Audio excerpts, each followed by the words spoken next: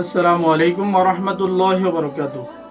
প্রত্যেক ফরজ নামাজের পরেই কিছু আমল রয়েছে, কিছু দোয়া রয়েছে, ওয়াজিফা জিকির রয়েছে, যেগুলো আমরা করতে পারি। অনেক ফজিলত রয়েছে।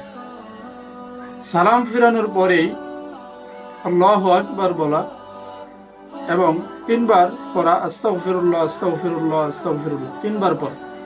তারপরে আপনি সুবহানাল্লাহ, আলহামদুলিল্লাহ, আল্লাহু আকবার এগুলো 33 বার করে পড়তে পারেন।